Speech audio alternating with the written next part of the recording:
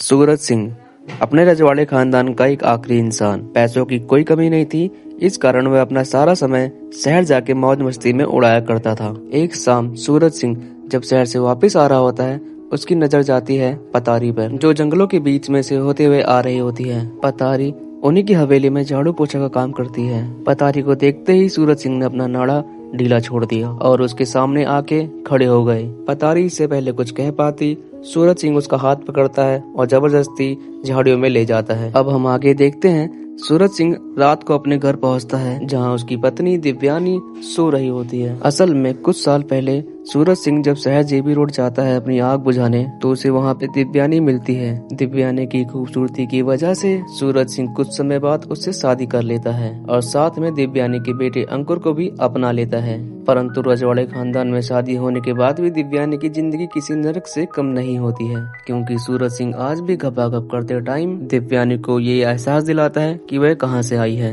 इन्हीं सब बातों की वजह से दिव्यानी अपने बेटे अंकुर को पढ़ाई के बहाने इंग्लैंड भेजना चाहती है, लेकिन अंकुर जाने से बार बार मना कर दिया करता है। फिर दिव्यानी उसे यह बोल के मनाती है कि जब तुम वहाँ पे सेटल हो जाओगे तो मैं भी वहाँ पे आ जाऊंगी। हम आगे देखते हैं। सूरज सिंह अंकुर को इंग्लैंड भेजने के खिलाफ होता है, जिस कारण सूरज सिंह और दिव्यानी में बहस भी होती है। उसके बाद हम आगे देखते हैं। दिव्यानी शीशे के सामने बैठ के ये सोच रही होती है कि कब मैं यहाँ से निकल जाऊं, परंतु दिव्यानी अपने बेटे अंकुर के कारण रुकी रहती है, क्योंकि अंकुर को वह एक अच्छा भविष्य देना चाहती है। एक दिन किसी काम से सूरज सिंह शहर जाता है, तो उसी बीच दिव्यानी अपनी काकी को कॉल करती है। काकी एक कोठा चलाती है जिसमें दिव्यानी पहले काम किया करती थी। काकी दिव्यानी के हालचाल पूछती है तो दिव्यानी चुप्पी साध लेती है, जिससे काकी सब समझ जाती है। अगली सुबह हम देखते हैं सूरज सिंह अंगड़ाई लेते हुए अपनी हवेली में काम कर रही एक औरत को देख रहा होता है। फिर दिव्यानी से पूछता है, ये तो एक नई नौकरानी है, पुरानी वाली कहाँ चली गई? तो दिव्यानी कहती है, मैंने उसे निकाल दिया, मैंने उसे पैसे दिए थे किचन में काम करने के, ना कि कमरे में। और अब सूरज सिंह की नजर रेखा पे पड़ जाती है।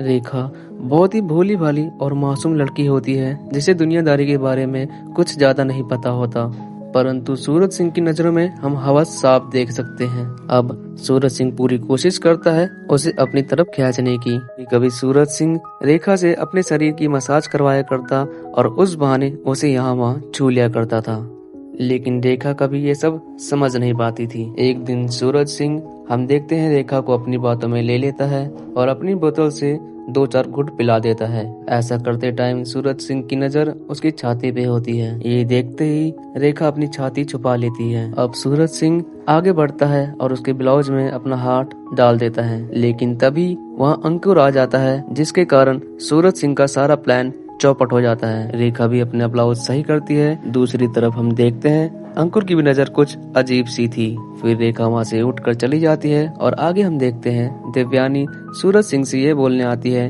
कि कल इस हवेली को खरीदने के लिए कुछ लोग आए थे, जिसे सुन के सूरज सिंह काफी भड़क जाता है और कहता है, ये मेरे खानदान की आखिरी हवेली है, जिसे मैं कभी नहीं बेचूंगा और निशानी के तौर पर रखूंगा। सूरज सिंह को हम देखते हैं शहर जाते हुए। असल में वह किसी सरकारी टेंडर के पीछे पड़ा था, जिसके लिए आए दिन कलेक्टर के चक्कर काटता रहता, लेकिन कलेक्टर उसे इग्नोर करता, क्योंकि एक टाइम पहले कलेक्टर की माँ सूरज सिंह की हवेली में काम किया करती थी। आगे हम देखते हैं सूरज सिंह नशे में घर आता है, जिसे देख के दिव्यानी सोने का नाटक करने लगती है। अब हम आगे देखते हैं कि रेखा के कहराने की आवाजें आने लगती हैं, जिसे सुन के हमें समझ आता है कि रेखा को कमरे में कोई ले जाके बजा रहा है। ये सुनते दिव्यानी मुस्कुराने लगती है और उसका प्लान काम कर जाता है। असल में दिव्यानी ने जब अपनी काकी के पास फोन किया था, तब काकी ने ये बात बताई थी कि उनके कोठे पे काम कर रही एक जवान लड़की, जिसका नाम रेखा है, उसे एड्स हो गए हैं। तभी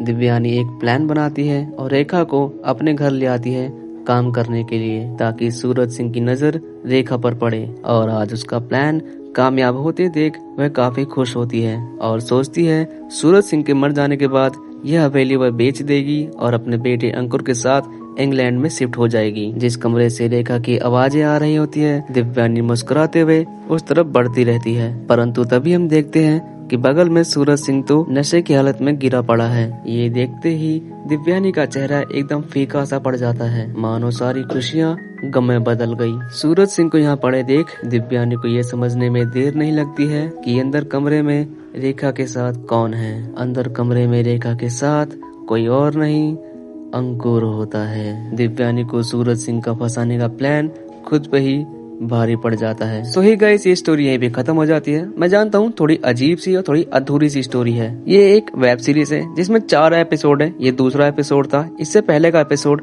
मैं एक्सप्लेन कर चुका हूँ। आपको देखना है तो आप जाके देख सकते हो।